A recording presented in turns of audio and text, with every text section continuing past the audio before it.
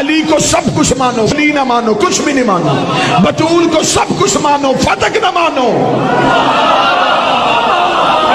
کچھ بھی نہیں مانو۔ اس لیے جب سیدہ دربار میں گئی تھی، بڑی بڑی بہترین بات، جب سیدہ دربار میں گئی تھی تو نبی کی بیٹی نے اپنی فضیلت والی آیتیں نہیں پڑھی۔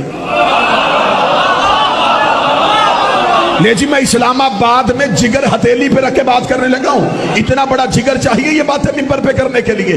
بی بی نے 40 آیتیں پڑھی ہیں دربار خلافت میں، بی بی نے ایک آیت بھی اپنی فضیلت کی نہیں پڑھی۔ بی بی انما یرید اللہ پڑھ سکتی تھی، بی بی سورہ کوثر پڑھ سکتی تھی، بی بی آیہ قدر پڑھ سکتی تھی، بی بی نے فضیلت والی آیتیں نہیں پڑھی، بی بی نے اپنے حق والی آیتیں پڑھی، جس سے بی بی کا حق ثابت تھا۔ فضیلت ثابت کرنے کے لیے نہیں آئی تھی، حق ثابت کرنے کے لیے آئی تھی، کیونکہ جو سامنے بیٹھا تھا اگر وہ فضیلت کا انکار کرتا تو وہ گناہگار ہو جاتا، لیکن حق کے انکار سے بندہ گناہگار نہیں ہوتا، کافر ہو جاتا۔ اسلامیہ السلام علیکم ورحمۃ اللہ وبرکاتہ۔ حضرات اہل سنت، ابھی آپ نے ویڈیو دیکھا آصف رضا علوی نامی شیطان کا۔ برادران اہل سنت، یہ آصف رضا علوی یہ پاکستان کا رہنے والا ایک شیعہ ذاکر ہے۔ یہ پہلے پان بیچا کرتا تھا، لیکن پان بیچتے بیچتے اچانک یہ ملا بن گیا اور وہاں جا کر ذاکر بن گیا، کیونکہ نوٹ وہاں پر زیادہ ملتے ہیں۔ اور برادران ملت اسلامیہ، دنیا کے اندر ایسے خبیث بہت سارے پیدا ہوئے ہیں جو آخرت کے بدلے میں دنیا خرید لیتے ہیں۔ برادران اہل سنت، ابھی چند دنوں پہلے اس نے جو ہے تو سیدنا ابو بکر صدیق رضی اللہ تعالیٰ عنہ کی شان میں بھی جو آپ نے ویڈیو سماعت کیا، اس نے کیا کہا ہے، معاذ اللہ رب العالمین۔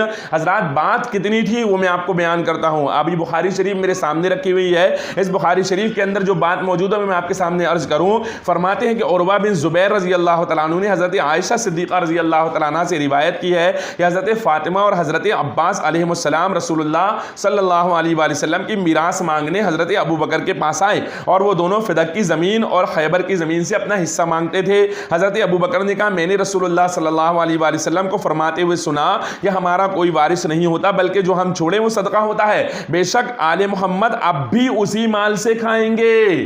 دبایا نہیں حضرت ابو بکر صدیق رضی اللہ تعالیٰ عنہ نے مال، یا اپنے پاس نہیں لے لیا، بلکہ اسی مال سے کھائیں گے۔ حضرت ابو بکر نے کہا، خدا کی قسم میں وہ کام نہیں چھوڑوں گا، بلکہ میں نے رسول اللہ صلی اللہ علیہ وسلم کو جس طرح کرتے ہوئے دیکھا اسی طرح کروں گا۔ یہ حضرت ابو بکر صدیق نے کہا۔ بات یہیں تک کی ہے، اس کے آگے کوئی بات نہیں ہے، بات ختم ہو گئی۔ لیکن وہ یہ مردود کہتا ہے کہ سیدہ وہ دربار میں کھڑی رہی اور سیدہ نے اپنی فضیلت والی آیتیں نہیں پڑھی قرآن سے، بلکہ اپنے حق والی آیتیں پڑھی، اور 40 آیتیں پڑھی ہیں۔ برادران ملت اسلامیہ، اس مردود سے پوچھو 40 آیتیں کون سی ہے اور کس کتاب میں لکھی ہوئی ہے جو تم نے بیان کیا ہے؟ کون سی آیتیں پڑھی ہیں سیدہ فاطمہ زہرا رضی اللہ تعالیٰ عنہ نے وہاں پر؟ اور کہتا ہے کہ جو حق کا انکار کرے وہ کافر ہو جاتا ہے، یعنی حضرت ابو بکر صدیق رضی اللہ تعالیٰ عنہ کو اس نے کافر کہا ہے۔ برادران ملت اسلامیہ، یہاں میں اتنا عرض کرنا چاہوں گا کہ دنیا بھر کے جتنے بھی شیعہ حضرات ہیں وہ سب اس کا بائیکاٹ کریں، اس لیے کہ اس نے حضرت ابو بکر کی شان میں گستاخی نہیں کرا، بلکہ در پردہ اس نے حضرت مولا کائنات رضی اللہ تعالیٰ عنہ کی شان میں گستاخی کی ہے۔ سوچنے والی بات ہے کہ حضرت مولا کائنات رضی اللہ تعالیٰ عنہ سیدنا ابو بکر صدیق رضی اللہ تعالیٰ عنہ کے زمانے میں 2 سال 2.5 سال تک جو حضرت ابو بکر صدیق کی خلافت کا زمانہ ہے، اس زمانے میں ابو بکر، جبکہ معلوم ہو چکا تھا ابو بکر حضرت مولا کائنات کو کہ ابو بکر معاذ اللہ اس کے کہنے کے مطابق کافر ہو چکے ہیں، کیونکہ حق کا مطالبہ کر چکی تھی حضرت فاطمہ زہرا رضی اللہ تعالیٰ عنہ۔ تو حضرت مولا کائنات رضی اللہ تعالیٰ عنہ 2 سال 2.5 سال تک، جب تک ان کی خلافت رہی، تب تک کیوں برداشت کرتے رہے؟ کیوں ان کے اوپر حملہ نہیں کیا؟ کیوں ان کو ہٹایا نہیں؟ اس لیے کہ ایک کافر کو مسلمانوں کا امیر رہنے دیا حضرت مولا کائنات رضی اللہ تعالیٰ عنہ نے۔ یہ کیا سوچ سکتا ہے کوئی آدمی کہ مولا کائنات رضی اللہ تعالیٰ عنہ ایسا کر سکتے ہیں؟ ایک کافر کو جو ہے تو مسلمانوں کا امیر رہنے دیا جائے؟ برادران ملت اسلامیہ، یہ ہم سوچ بھی نہیں سکتے ہیں۔ سیدہ فاطمہ زہرا رضی اللہ تعالیٰ عنہ جس کے کفر کی رجسٹری کر دے اور جس کے اوپر 40 آیتیں پیش کر کے اس کو کافر ثابت کر دے، برادران ملت اسلامیہ اس کے لیے ان کے شوہر مولا کائنات رضی اللہ تعالیٰ عنہ جو ہے وہ خاموشی اختیار کر لے اور ان کی خلافت کے اندر خاموشی میں ان کے ساتھ بیٹھے رہیں؟ برادران ملت اسلامیہ، یہ ہو ہی نہیں سکتا ہے۔ تو اس مردود شیعہ نے صرف حضرت ابو بکر کی شان میں گستاخی نہیں کی ہے، بلکہ اس نے مولا کائنات رضی اللہ تعالیٰ عنہ کو بزدل کہا ہے کہ وہ ایسے بزدل تھے معاذ اللہ کہ ایک کافر حکومت کرتا رہا، خلافت کرتا رہا،